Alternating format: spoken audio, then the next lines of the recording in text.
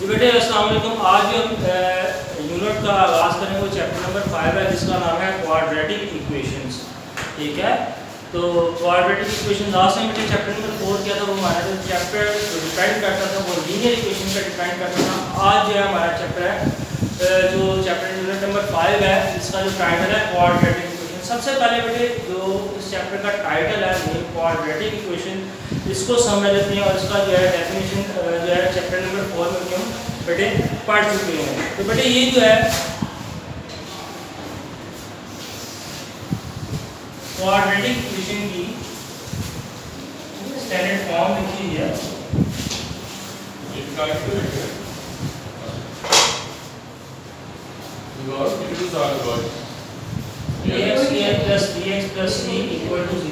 जी बेटे ये जो है क्वाड्रेटिक इक्वेशन जो है वो लिखी गई है और इसका मतलब ये है कि इसमें जो वेरिएबल यूज हो रहा होता है उसमें सबसे ज्यादा जो पावर होती है इस पावर स्क्वायर होती है। ठीक है, इसमें देखिए वेरिएबल यूज हो रहा है बेटे वो x वेरिएबल यूज हो रहा है और इसमें जो x की ज्यादा से ज्यादा जो पावर है वो क्या होगी, स्क्वायर होगी। स्क्वायर का मतलब यानी 2 होगी, 2 से ज्यादा जो पावर नहीं होगी, इसलिए इसको बेटे क्वाड्रेटिक इक्वेशन कहते हैं। ठीक है, अब इसको समझ लेते हैं।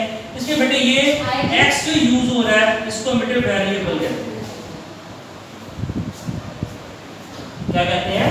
वेरिएबल कहते हैं। इसमें 3 जो है इसको x स्क्वायर के साथ लिखा है इसको कोएफिशिएंट कहते हैं, x के साथ बेटे इसको कोएफिशिएंट कहते हैं और लास्ट वैल्यू इसको हम बेटे क्या कहते हैं, कांस्टेंट वैल्यू कहते हैं। ठीक है, वेरिएबल के साथ जो लिखी होगी वैल्यू उसको कहते हैं कोएफिशिएंट कहते हैं, या इसको हम ऐसे कह सकते हैं a b और c जो है बेटे 3 आपके पास कांस्टेंट वैल्यूज है। सिंपल वर्ड्स में आपकी जो है अकॉर्डिंग और ये रियल नंबर से बिलोंग करते हैं। ठीक है, तो और दूसरी इसकी बेटे मेन है x स्क्वायर के साथ जो भी इसका कोएफिशिएंट होगा ये नॉट इक्वल टू 0 होगा।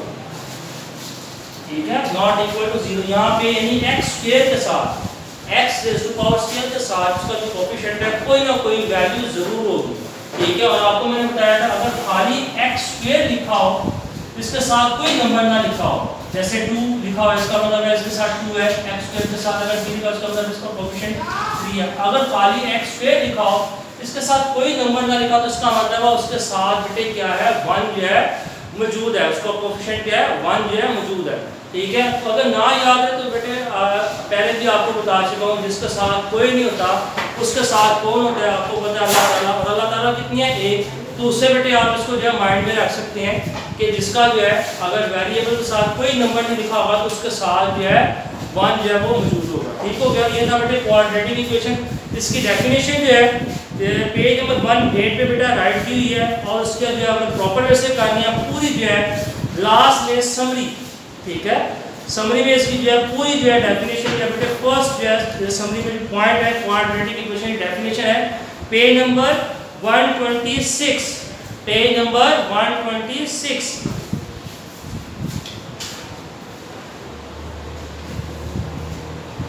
यहाँ पे बेटे डेफिनेशन मिल जाएगी I quadratic equation in one variable in an equation that can be written in the form ax square plus bx plus c equal to 0 where a not equal to 0 where x is variable where a b and c are real numbers. a b और c जो क्या होंगे real numbers होंगे और जैसे कि मैंने बताया a और b अगर इसको कहे तो बेटा ये x स्क्वायर का कोएफिशिएंट a, x का कोएफिशिएंट b और c जो है बेटा ये कांस्टेंट वैल्यू जो है वो कहलाती है। और इसमें बेटे a b और c ये तीनों जो नंबर्स हैं बेटे वो क्या होंगे रियल नंबर होंगे। डेफिनेशन बेटे आपने जब मार्क कर दी होगी 126 पेज पे है, ये डेफिनेशन जो है आपने लर्न कर लिया। अब बेटे याद रखना है एक शॉर्ट क्वेश्चन आपसे पूछ सकता है कि क्वाड्रेटिक इक्वेशन को सॉल्व करने के कितने मेथड को याद रखने हैं। 3 मेथड से जो है हम इसको क्या कर सकते हैं, क्वाड्रेटिक इक्वेशन को जो है वो सॉल्व कर सकते हैं। ठीक है, कौन कौन से 3 मेथड है? फर्स्ट मेथड का नाम है बेटे फैक्टराइजेशन।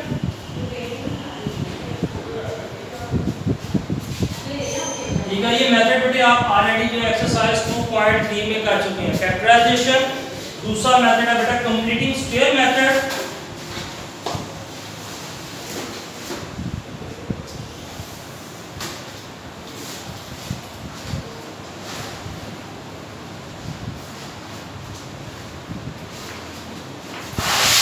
मेथड जो है वो हमारे पास आता है क्वाड्रेटिक फार्मूला।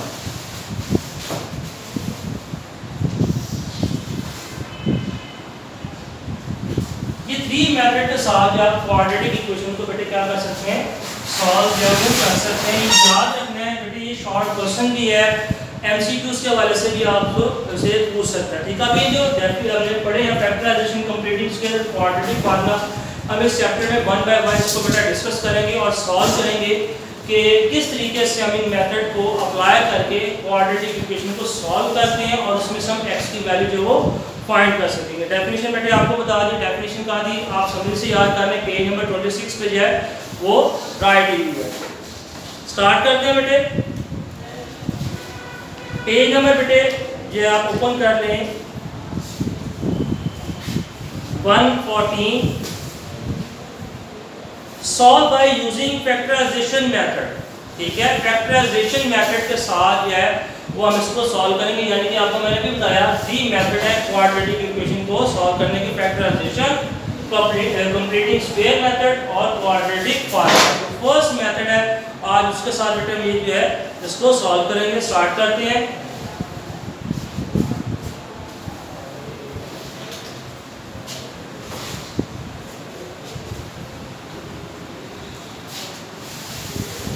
पेज नंबर बेटा 114, एक्सरसाइज है 5.1।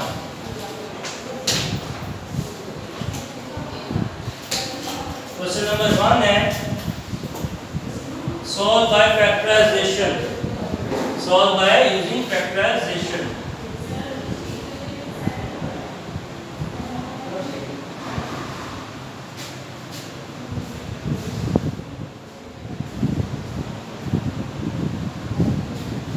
ये इसका फैक्टराइजेशन मेथड के साथ हम इसको सॉल्व करेंगे बेटे। फर्स्ट पार्ट,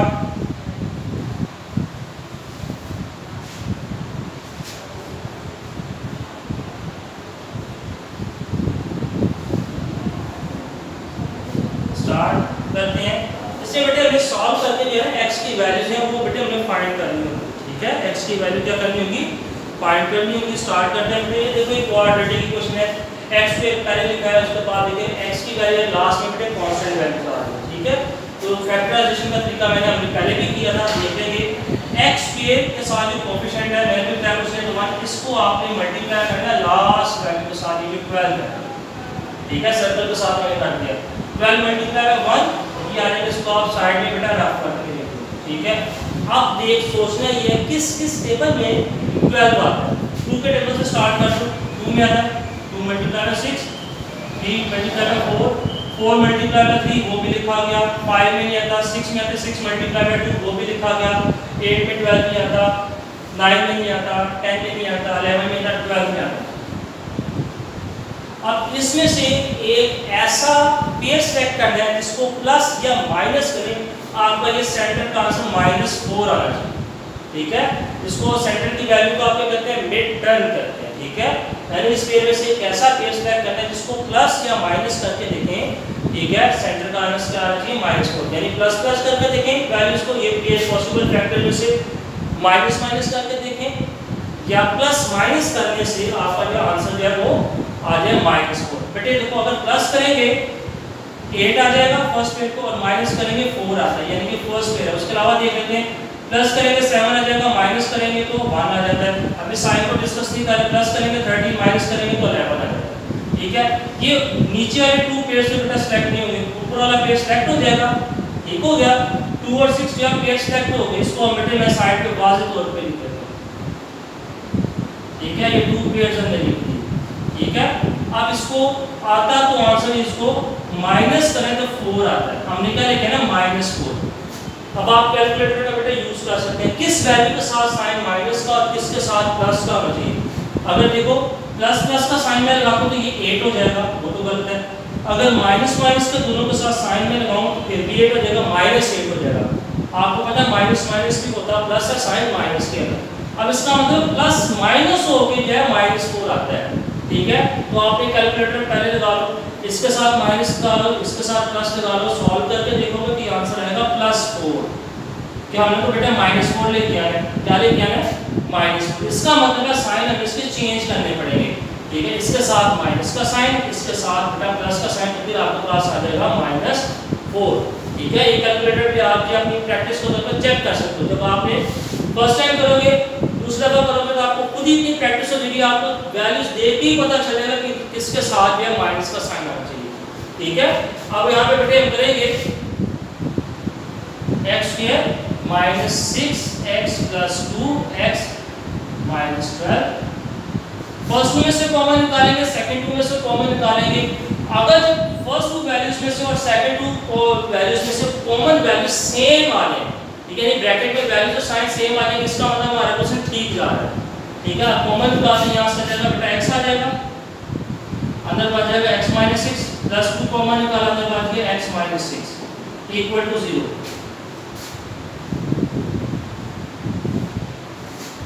ठीक हो गया। देखो ब्रैकेट में वैल्यूज और साइन बेटे सेम आ गए, इसका मतलब हमारे जो पॉसिबल पेयर्स दिए थे और कॉमन जो निकालने के बाद जो है हमारा जो आंसर है ठीक है। अब क्या करना है आपने, सेम वाले वैल्यूज को ब्रैकेट में इसको वन टाइम लिखेंगे, बाहर जो वैल्यूज बेटे कॉमन निकालिए इसको ब्रैकेट में लिख देंगे =0। अब हमने x की वैल्यू फाइंड करनी है। आपके पास बेटे टू फैक्टर्स आ गए क्वाड्रेटिक इक्वेशन के। ठीक है, ये जो आपके पास ब्रैकेट में आते हैं ये क्या आ गए, फैक्टर आ गए। अब इन फैक्टर को =0 करके आप यहाँ से x की वैल्यू जो है वो फाइंड करेंगे। कैसे करेंगे, ये x + x - 0 है और दूसरा जो x + 2 = 0। यहाँ से बेटे -6 है, जब इसको इक्वल के दूसरी साइड पे लेके जाएंगे +6 हो जाएगा, ये x की एक वैल्यू आ गई। इसी तरीके से बेटे ये +2 है, जब इसको इक्वल के दूसरी साइड पे लेके जाएंगे क्या आ जाएगा, -2 हो जाएगा, ये x की सेकंड वैल्यू आ गई। इसको बेटे क्या लिखेंगे, दूसरी साइड पे लिख देंगे 6। ये बेटा इसका क्या हो गया, आंसर हो गया। ठीक हो गया, आसान था, मुश्किल नहीं था। ठीक है, आपको इसको समझा दी, जल्दी से बेटे नोट करो, शाबाश।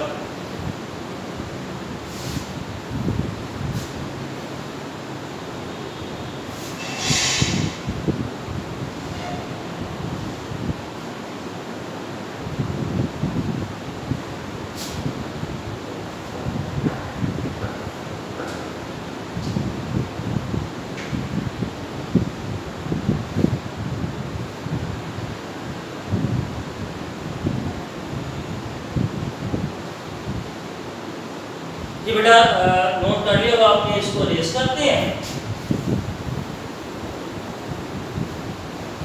आगे नेक्स्ट पार्ट कर लेते हैं। अब जो बेटे फैक्टराइजेशन आपको समझा दी, उसका मेथड भी एक दफ़ा हमने दोबारा डिस्कस कर दिया, जिसमें से वो क्वेश्चन करेंगे जो थोड़े से डिफरेंट है। ठीक है, और ये जो है बेटे क्वेश्चन नंबर 3 जो है इसको सॉल्व करते हैं। ये है x² = x8 -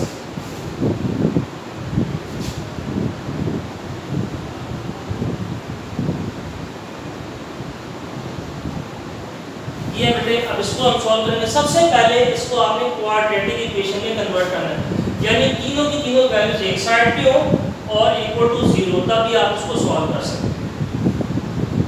x² इसके साथ साइन प्लस है, तो ये ऑलरेडी ये अपनी जगह पे रहेगा। अब इन टू वैल्यूज ने बेटे लेफ्ट हैंड साइड पे मूव करना है। अब x² के बाद आपको बताया था जो स्टैंडर्ड फॉर्म हमने पढ़ी है, इसलिए तो x² है, उसके बाद बेटे x वाली वैल्यू, यानी कि इस -7x को जब दूसरी साइड पे लेके जाएंगे तो ये क्या आ जाएगा, प्लस हो जाएगा 7x। अभी +8 है, उधर जाके क्या आ जाएगा बेटा, माइनस हो जाएगा।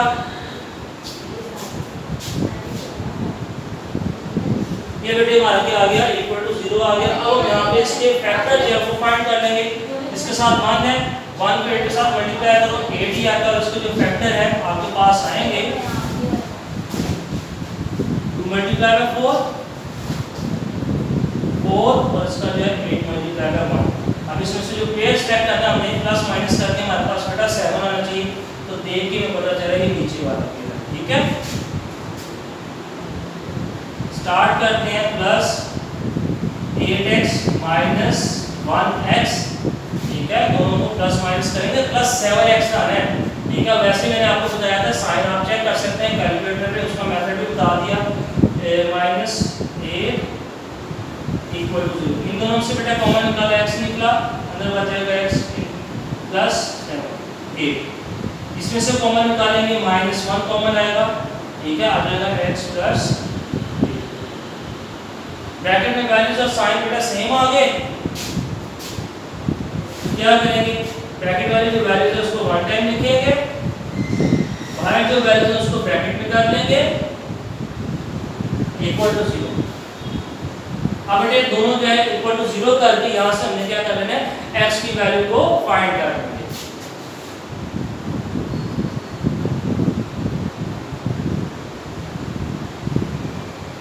प्लस 8 है, दूसरी साइड पे जाके क्या आ जाएगा -1 है, दूसरी साइड पे जाके क्या आ जाएगा 1 हो जाएगा। अब इसको बेटा दूसरी साइड पे लिख लेते हैं।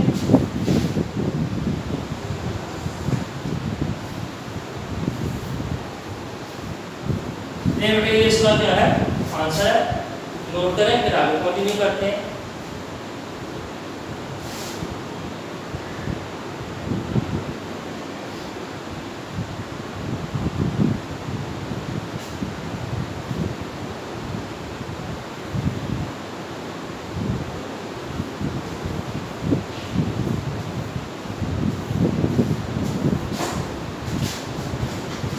जी बेटा नोट कर लिया। अब आपने इसको रेस करके आगे नेक्स्ट पार्ट करते हैं।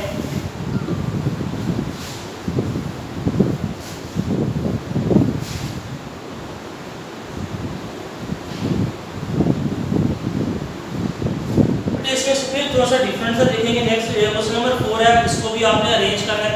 5x = x² + 6 है, तो आपने 5x को बेटा दूसरी साइड पे लेके जाना है। क्वेश्चन नंबर बेटा इसमें से करूंगा मैं 7 आपको करा देता हूँ, इक्वेशन बना लेता हूँ, उसके बाद इसकी आपने मिड टर्म ब्रेक करनी है। क्वेश्चन नंबर 7 है,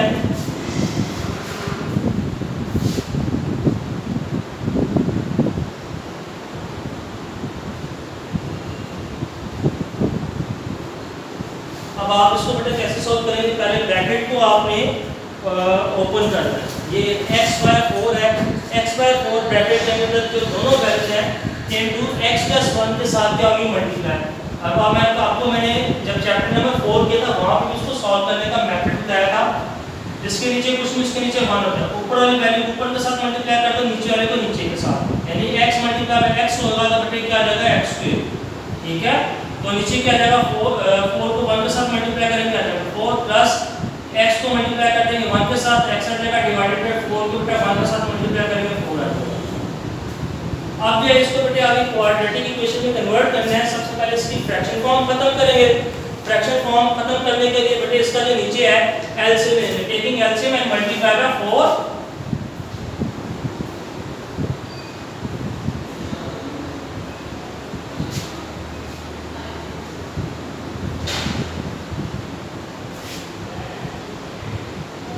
ऑन बोथ साइड 4 को बेटे हर एक वैल्यूज के साथ मल्टीप्लाई कर देंगे।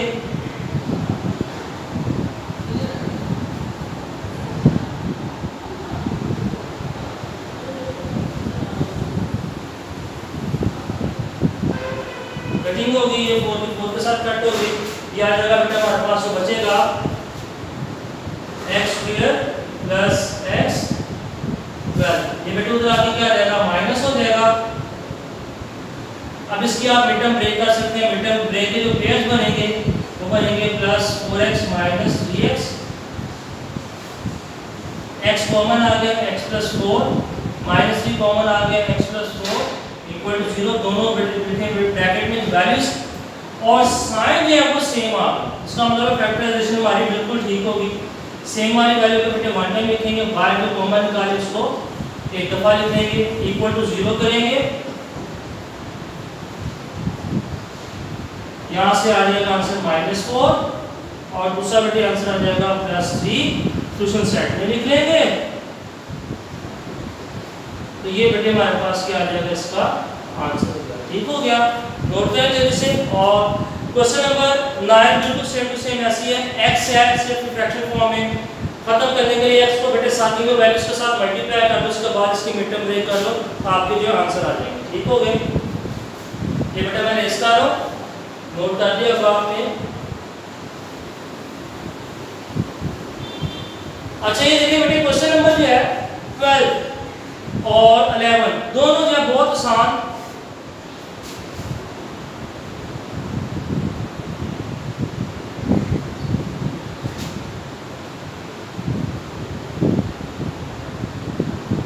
ये ऑलरेडी बेटे फैक्टराइज हुए हैं, इक्वल टू 0 है, दोनों फैक्टर मौजूद है, इक्वल टू 0 है।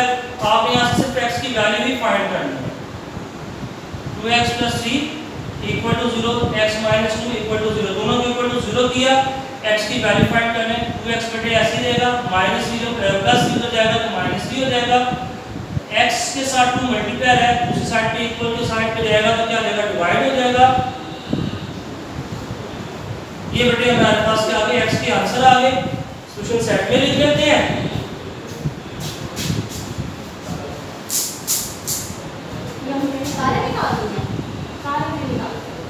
जी बेटे ये था हमारा आंसर आ गया। क्वेश्चन नंबर 13 जो है इसको पहले बेटे आपने क्वाड्रेटिक इक्वेशन में कन्वर्ट करना है, उसके बाद जो है आप आगे इसकी बेटा ब्रेक करेंगे। बेटे क्वेश्चन नंबर 1 से लेकर 13 तक आपने सारे जो पार्ट्स हैं ये कंप्लीट जो है वो कर लिया। ठीक हो गया। तो बेटा ये था आज चैप्टर नंबर 5 का आगाज़ किया। आसान चैप्टर है, इतना मुश्किल नहीं है। तो इंशाल्लाह बेटे कल जो है आगे 14 क्वेश्चन से आगे दोबारा कंटिन्यू करेंगे। तब तक के लिए बेटे इजाज़त दें। अल्लाह हाफ़िज़।